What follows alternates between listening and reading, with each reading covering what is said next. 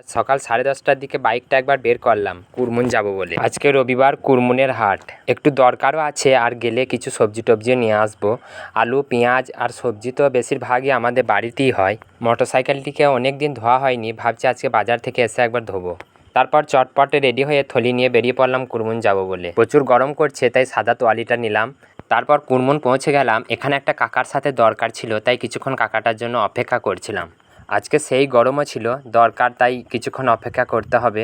তাই আমি বাইকের মধ্যেই কিছুক্ষণ বসে থাকলাম। দিয়ে খুবই রোদ লাগছিল, তা পাশে একটা বারান্দা ছিল, সেই বারান্দাতে গিয়ে কিছুক্ষণ বসলাম। বসার পরেই সেই কাকাটা এলো। সেই কাকাটার সাথে আমার কাজ মিটে গেল।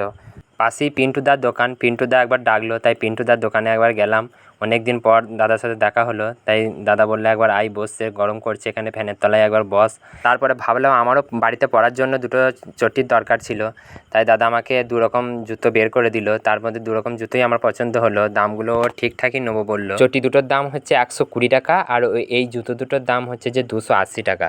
পিন্টুদার দোকানটা হচ্ছে কুরমুন দিঘির পাড় পুরনো হাটতলার মুড়ি ভাজা কারখানাটার পেছনে। তারপরে আমি হাটতলা চলে এলাম। এখানে বাইকটা রেখে আমি, প্রচুর গরম করছে তাই চটপট আমি হাটটা করবো এটাই ভাবলাম। দেখছি একটা কাকা তাল বিক্রি করছে।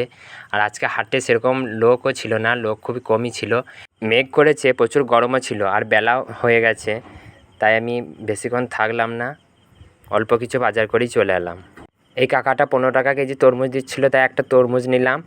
আর এই বর্তমান কলাগুলো 40 টাকা ডজন দিচ্ছিলো, 1 ডজন নিলাম। রোজার সময় আরও দাম ছিল, তখন এই কলাগুলো প্রায় 70 টাকা ডজনও নিতে হয়েছে। প্রচুর গরম করছে, তাই আমি অল্প কিছু বাজার করেই চটপট আমি চলে এলাম আমার মোটরসাইকেলটার কাছে।